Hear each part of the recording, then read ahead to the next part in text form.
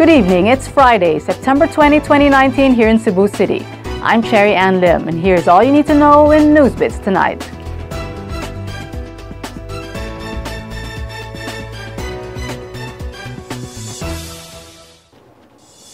Lechoneros in Talisay City are now hoarding hogs after the government imposes a stricter policy on the entry of live hogs and pork from outside Cebu province. Here's Kenneth Torres for the details. Lechoneros in Talisay City are now hoarding hogs as the number of orders for roasted pigs increases despite the decline in the supply of hogs in Cebu.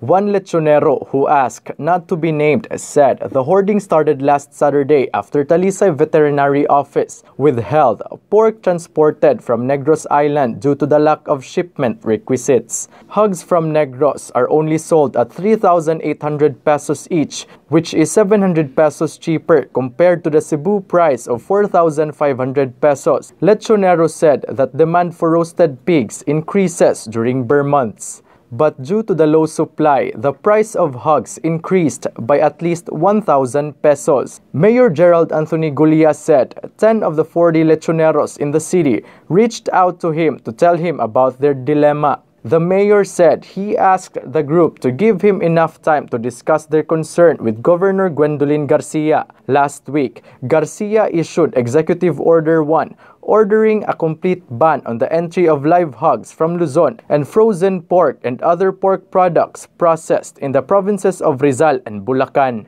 Kenneth Torres, NewsBits Tonight. More than 2,000 individuals have been affected by the demolition of illegal structures along the Mahiga Creek today. Here's Nico Tubo for the details. 54 structures and shanties along Mahiga Creek in Mandawi City were demolished by personnel of the Housing Urban Development Office earlier today. Demolition team head Cesar Ilanan said it took them 7 years to convince the more than 2,000 residents to evacuate the place. The Housing Urban Office said they were only following orders from President Rodrigo Duterte to clear the area to make way for the project of the Department of Public Works and Highways that will help ease the waterway. Mandawi City Mayor Jonas Cortez has earlier ordered for the eviction of the residents in the area, stressing it is illegal and dangerous. Cortez also said that the residents were already awarded financial assistance and a relocation site in Barangay Pacnaan. Last September 14, Cortez and Cebu City Mayor Edgardo Labella conducted a cleanup drive in Mahiga Creek. Both mayors criticized the pile of garbage in the creek that causes flooding in the area. The evicted residents are now asking authorities to allow them to stay in the area while they are looking for another place to stay. Nico Tubo, NewsBits Tonight. A year after a massive landslide hit Barangay Tinaan, the city government of Naga has implemented regulations to prevent similar disasters from happening and equipped its residents to prepare for calamities. Here's Kenneth Torres for the details. September 20, 2018 may just be an ordinary day for some, but for the people of Naga City, it was like a nightmare. It was when the city was struck by a massive landslide that buried several people and houses in Sitio Sindulan and Tagaytay in Barangay Tinaan. The landslide claimed the lives of at least 78 people, while around 15 body parts were recovered from the site, and 2 bodies remain unidentified as a DNA test has yet to be conducted.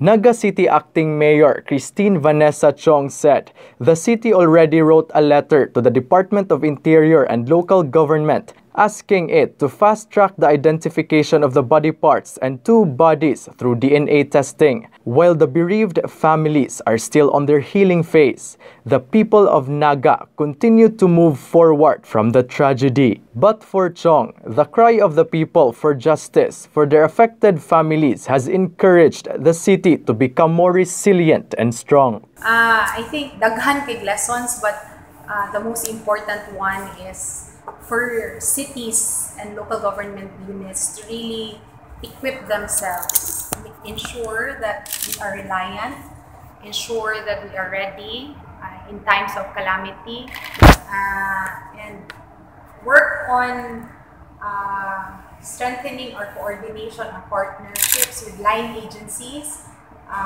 Pero pinaka-importante yun na ang syudad mismo ma-equip yun siya, ma-ready. The city government has implemented regulation plans to prevent similar disasters from happening and equipped its residents to prepare them for calamities. The city continued to monitor Apo Land and Quarry Corporation's implementation of the second phase of the retaining wall, preventing soil erosion, especially during rainy season. The first phase of the hazard reduction plan has already been implemented by the city. The city also assured the residents that the 50 housing units it has pledged in Barangay Tinaan will be completed before the year ends. The National Housing Authority also committed to build 192 houses on a portion of the Balili property in Barangay Inuburan. NHA has already started the bidding process for the construction of the housing units. It has been 1 year since the tragic landslide affected 8,091 individuals or 1,947 families. But despite the nightmare they have experienced, the city and its people remained steadfast and resilient. Kenneth Torres, NewsBits Tonight. More stories in NewsBits Tonight after this short break.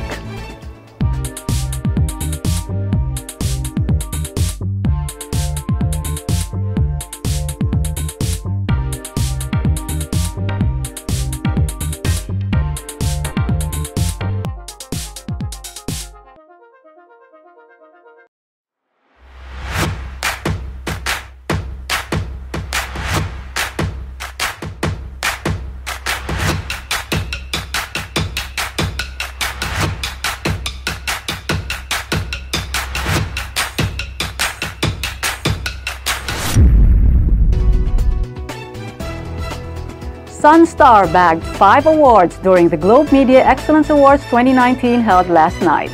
Here's Kenneth Torres for the details.